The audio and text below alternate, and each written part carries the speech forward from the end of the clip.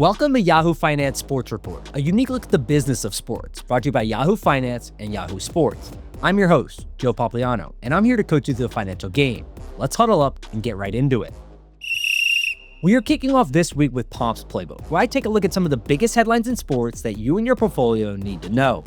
First up, let's talk about the US Open.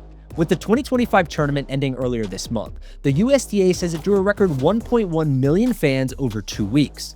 Now, we'll get the full revenue numbers later this year, but with record attendance, the USTA is likely to surpass its 2024 revenue of $620 million. About 40% of that comes from ticket sales, with sponsorships, hospitality, merchandise, and broadcast rights making up the rest.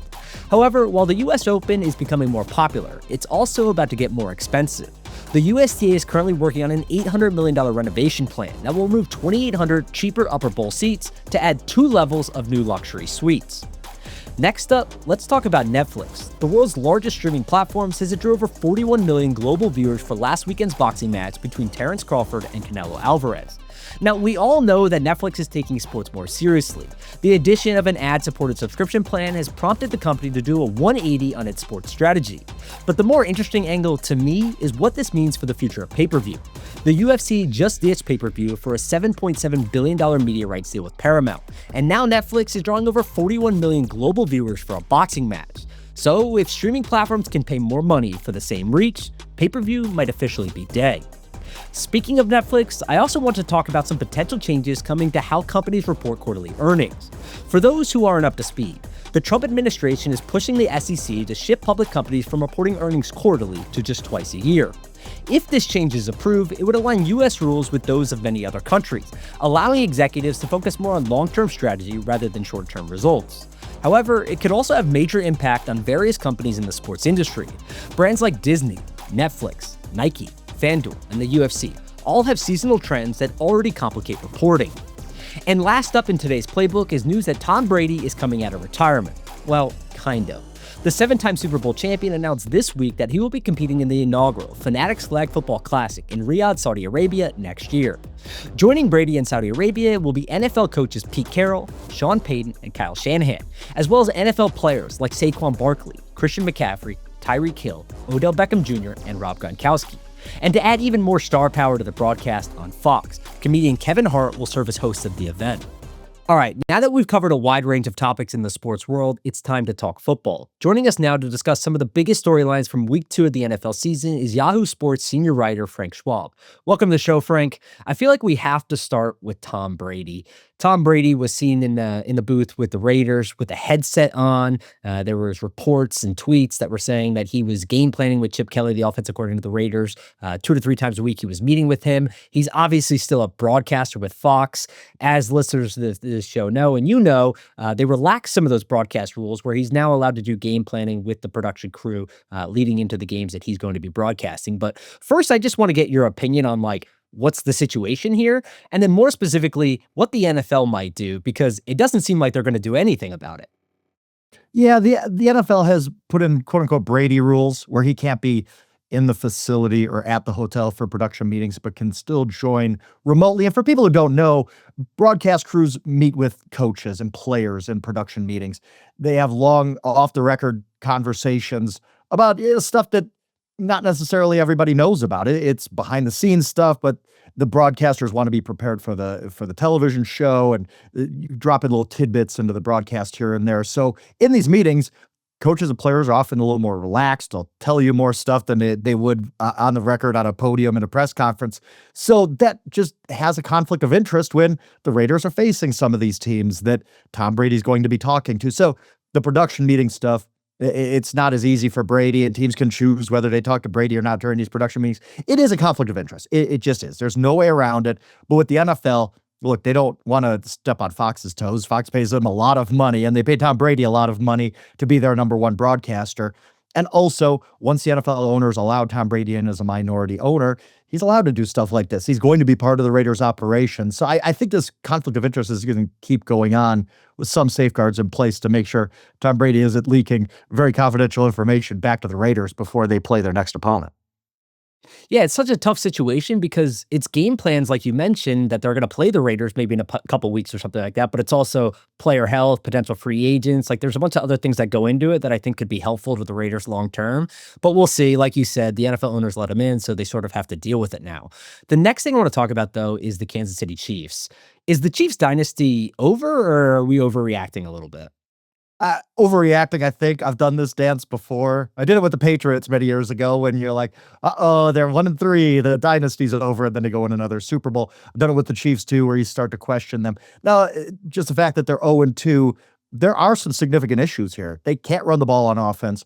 They don't have a lot of pass catchers that Patrick Mahomes could throw to. There are offensive issues that they have to deal with. But I look at the Chiefs start to the season, lost a close game to the Chargers, who looked pretty good. It was in Brazil, too, a little bit of a strange game.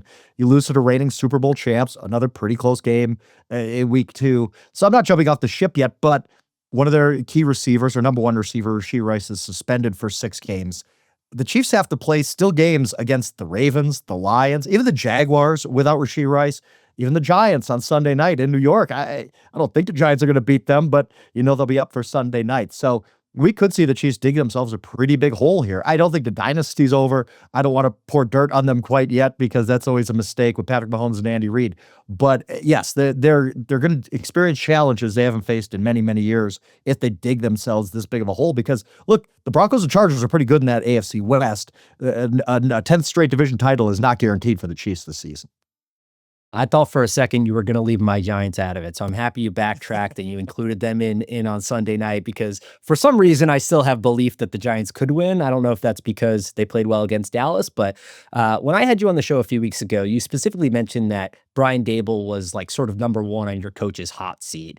Now, they're 0-2, which obviously isn't great. I prescribed the belief that maybe they were going to give him more time if Jackson Dart showed some promise. But are you still heading in that direction that if things don't turn around for the Giants, at least in the win-loss column, that he's probably going to get fired at the end of the year? Probably. He barely escaped after last season. Now, I don't think he's got the hottest seat in the NFL. That probably belongs to Dolphins coach Mike McDaniel, whose team is off to a really, really bad start.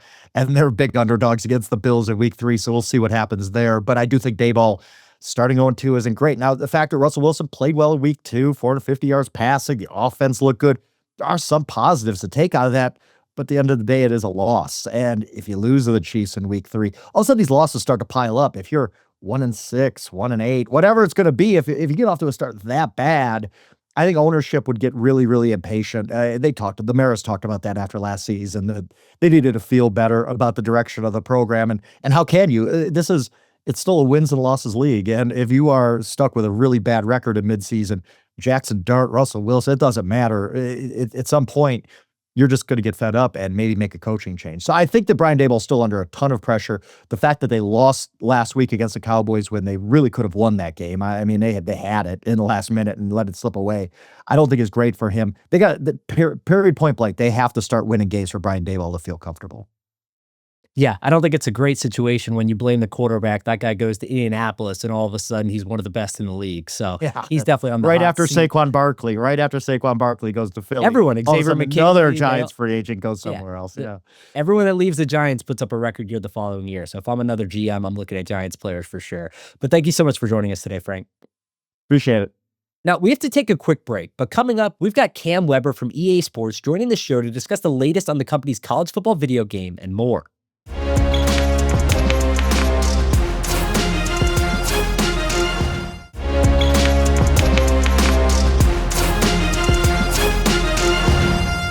Welcome back to Yahoo Finance Sports Report. I'm your host, Joe Pompliano. We've made it to the one-on-one, a conversation where I get to break down news and sports with a key player in the industry. This week, we're speaking with EA Sports President Cam Weber. Welcome to the show, Cam. Thank you so much for joining us today. I'd love to just get a 30,000-foot overview of EA Sports as a business. And I ask this because I think a lot of people understand that EA Sports is a big business. You guys make a lot of video games and sell a lot of those units. But if you could just give us some insights into how big that business actually is, I think it might be helpful as a starting point. Yeah, Ed, thanks for having me today. I'm really thrilled to be here. EA Sports, yes, most people think of us as a video game business primarily. We are the biggest sports video game business there is out there.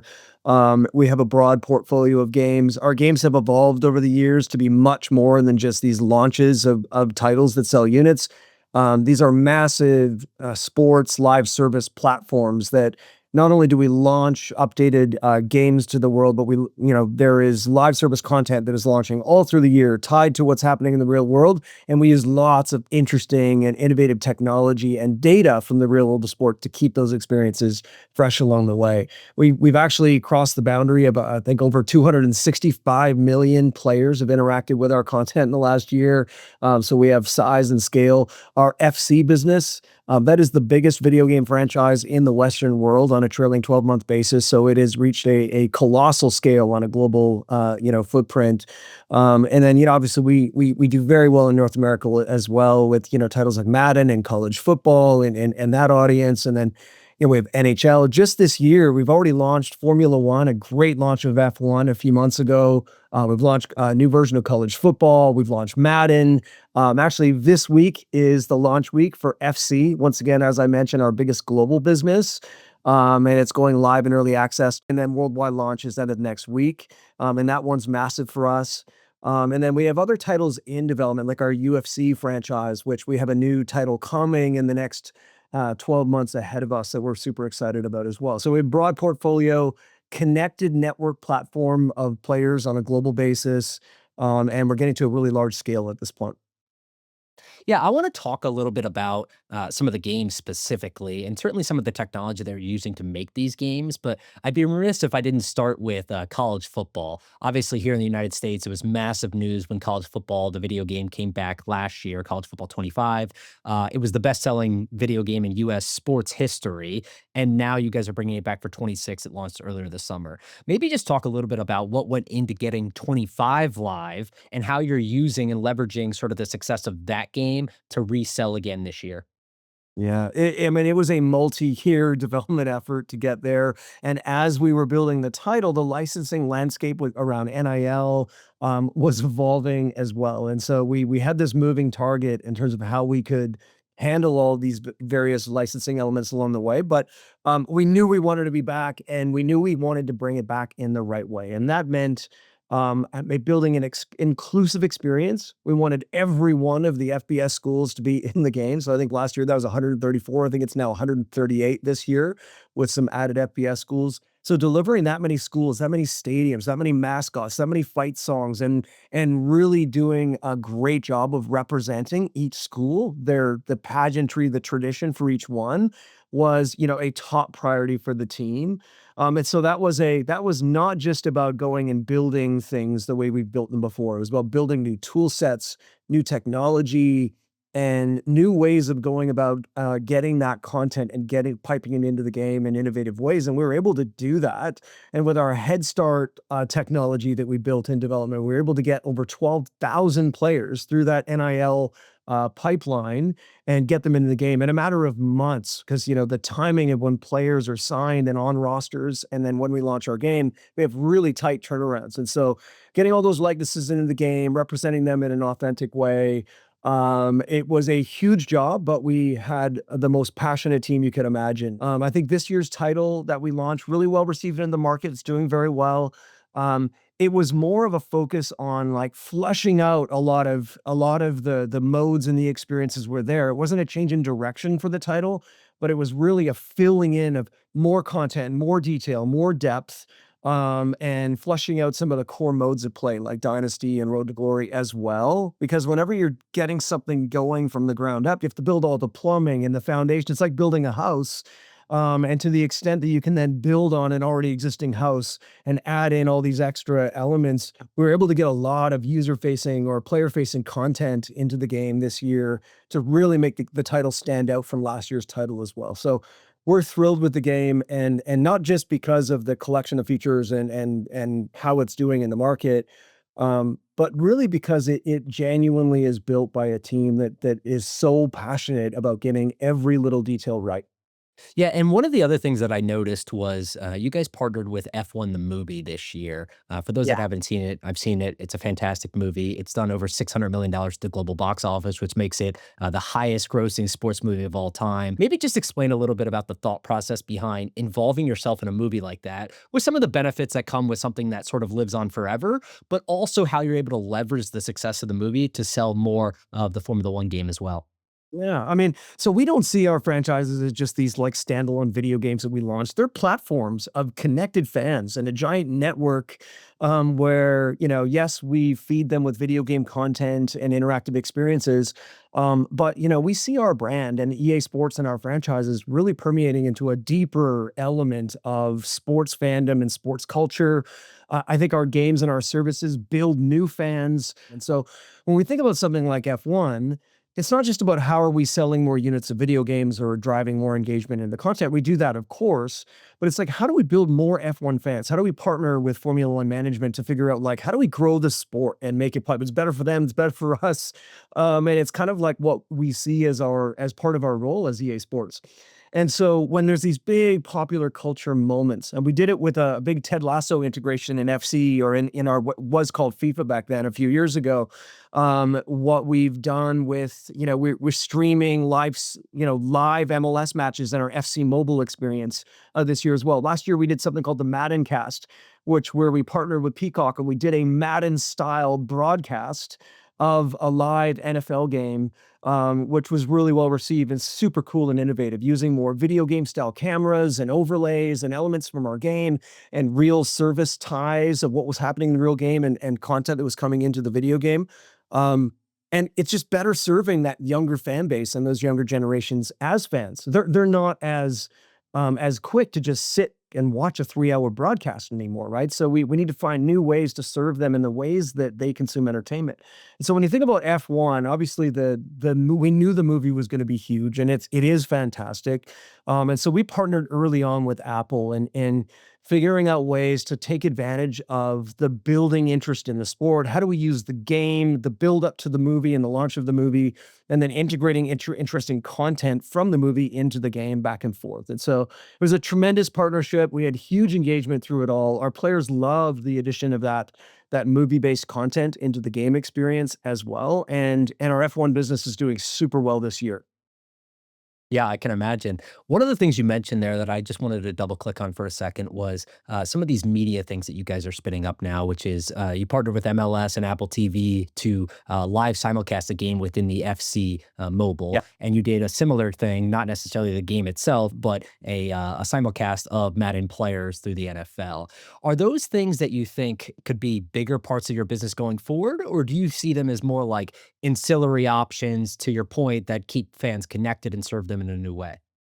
Yeah, so I think first and foremost, it's new, interesting content where we can take our franchises and our brands and serve new, fresh content to our players to keep them engaged in our communities, engaged with the sports and the favorite teams and players that they love, and keep them interested in engaging with us all year round. And these content beats are really important to occupy that really important position. I think there's a bigger ambition that we have in the future and occupying just a broader footprint in the world of sports and the world of sports fandom and consumption. And I think we're advantaged by the way that these younger generations consume sport and that they are gamer first generations in terms of how they, consume content and how they get introduced to the sports and the leagues and the teams and the players that they love through our games. And so finding interesting ways to even integrate more traditional type sports content, whether that be stats or highlights or, things like movie activations or how to consume pieces of live sports as they're happening. I think we have an opportunity to serve our fans, those 265 and growing million fans that are, connected to EA Sports, with the content in the league elements and team elements that they love. And so we see this opportunity. I think we're just getting started. And you'll see us do a lot more of this sort of stuff in the future. We're also building new innovative broadcast elements. So we partner with La Liga in Spain and we're co-creating, broadcast HUD elements together with them. So they're evolving their broadcast based on what we're doing in FC and we're doing in vice versa. So we're always in lockstep of how we're presenting the game. And part of that is just trying to get younger fans to be really, comfortable and seeing content and seeing the sport in the way that they're comfortable, because they're most comfortable when actually playing it in gaming form as they grow up and as they get introduced to their fandom. So tons of opportunity here. We also have, we've launched something we call the EA Sports app, which is a sports consumption app that we are building. We're starting with global football, or soccer here in North America. And we are expanding to other sports in the future. And really it's that idea of taking that connected 265 million plus fans, reaching even beyond that fan base, but doing it in a way that introduces more traditional content. So, highlights, stats, scores, interesting content about their favorite leagues, sports players, and so on. But doing it in a way that's interactive and different and leaning into what we do well, to serve fans in a completely different way, really targeting those younger generations of fans. And I think it not only will be an opportunity to unify our existing community, but actually bring a lot of other fans into the community as well. So we're super excited about that initiative, and there's a lot to come in the years ahead. Very cool. I know EA Sports is always thinking and working on things several years into the future technology-wise, so I'm super excited to see what you guys come up with over the next few years. But thank you so much for joining us today, Cam. Thank you. The clock is winding down here, but we have just enough time for some final buzz. So let's talk about this weekend's Laver Cup at the Chase Center in San Francisco. For those unfamiliar, the Laver Cup was founded in 2017 by Roger Federer and his longtime agent, Tony Godsick. The format of the tournament is simple. The Laver Cup is a 3-day competition featuring 6 top men's players from Europe, competing against 6 top men's players from the rest of the world. It's like the Ryder Cup in golf, but each player on the winning team receives $250,000 in cash. But the most interesting aspect of the Laver Cup is the business behind the event. This year's tournament is expected to generate more than $50 million in revenue over just 3 days. Approximately 40% of that revenue will come from sponsorship deals with companies such as Rolex, UBS, and Mercedes-Benz, with another 40% of the revenue generated from ticket sales. And now that the tournament has demonstrated its ability to draw a large crowd, cities all over the world are bidding to host future events. Prague, Chicago, Geneva, Boston, London, and Berlin have already hosted the tournament, but dozens of other cities are expressing interest because the event generates an average economic impact of $58.5 million. These economic projections usually need to be taken with a grain of salt, but the Laver Cup is sort of different because it's one of the few events where fans travel thousands of miles to attend. This is an essential distinction because net new tax revenue is really what matters. If someone from the host city attends the event, that's one less dollar out of their budget that they might spend at a local shop or restaurant. But with thousands of people traveling into the area from out of state or even another country, all of the money they spend becomes net new tax revenue for that city. We're all out of time, so it's officially game over for this week. Thank you so much to Frank, Cam, and all of you for joining us. Please make sure to scan the QR code below to follow Yahoo Finance Podcast for more videos and expert insights, and catch us every Friday wherever you get your podcast. I'm your host, Joe Pompliano. See you next time.